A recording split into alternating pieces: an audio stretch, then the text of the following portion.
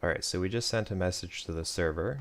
So this is our server version here, and we are going to go into that socket script.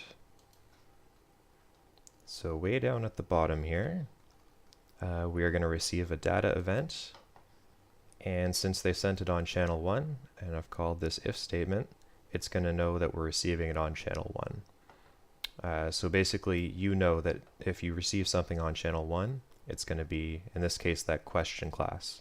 That's the type of data you're going to receive, so you know how to process it. So we're going to go to myRabbit.receiveQuestion, which is a function I've made. So we're going to receive that connection ID. Remember we said this is who I am. So now the server knows who just sent them that message, and they're going to send something back to that ID. And the receive buffer, so that's just that array of bytes that we sent out earlier. So let's go over to my Rabbit script. Remember here we have access to our Rabbit, and in our Rabbit we have access to our sockets. So same thing on the server version, which is this one here. I've just added a game object in the game. I've added sockets and Rabbit and just drag and dropped so they each have a reference to each other. Okay, so we called that receive question function. So over here in sockets, myRabbit.receiveQuestion. So let's see what that function does. That's over here. And so that's taking a connection ID, and it takes a byte array. So the first thing you want to do is unpack that byte array. And we know, since we're receiving on channel 1, that this is going to be a question. So we're going to declare a question, and we're going to call it, say, receive question. So now we're going to go the other way. So rather than object to byte array, we're going to do byte array to object. So this is actually, it doesn't know what that object type is. So you want to let it know first. So it's a question. We're just going to put it in brackets here in front. So when it's converting that data, it knows to convert it into a question.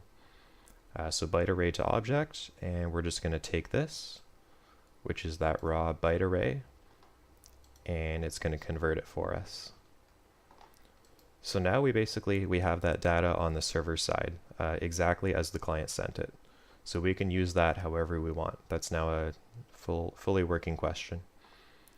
So here I think I've just debug.logged it. So that'll show up in the console. So whenever someone sends something to you, question, it's just going to print it out. Then just to make it a little more interesting, I'm going to send a response back. So I've just declared a string. You could call that whatever you want, obviously. I've just called it response. And I've written a message back. So we are going to use that same send function. We're just going to declare a byte error. We're going to declare a byte array. I just like to call them send and receive buffer, just so it's easy to remember what you're doing. And now we want to go the other way. So we're going to turn this string response into a object. In this case, it's just a string. It's not going to be a class or anything complicated. So object to byte array, and we're inputting that response. Okay, so the server is going to do the same function. It's going to do network transport send. So mysockets.hostID.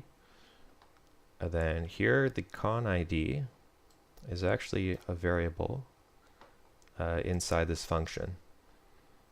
So let's just kind of track through this here so you know what's going on. So when you receive a message in this network transport receive, it's going to have a connection ID. So that's who sent you that message. So when I receive it on channel 1, I'm going to say, okay, I want to call this function, and it's going to grab that ID, and it's going to input it into the function here. So now we know that that is the ID of the person that sent us the information. So when we're sending a message back out, we're going to send it to that ID. And then we're going to send it back over channel 2. You can send over the same channel. How do I say this? So the server can send something over channel 1. Then the client can send something back over 1. but you want to make sure you don't ever send two different types of messages out. So you wouldn't want the server sending out one type of message on one and then another type on one, because when the client receives it, they're not going to know how to process that data. If you have two different data types going over the same channel the same way, when you receive it, you're not going to know what to do with it.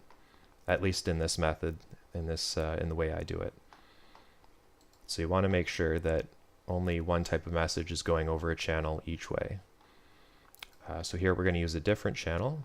I guess technically we could use one, because the client sent out on one, and we could send back on one, but in this case I'm going to use two. So we're going to send out on two, and we have our send buffer, so just this thing here, just the array of bytes, send buffer length, it's all the same, and our error. And we're going to send that back to the client. So now we're going to hop over to the client script. Again, I find this method very easy when you just have two different Visual Studio in your local desktop, rather than having to go to your server each time and edit it there.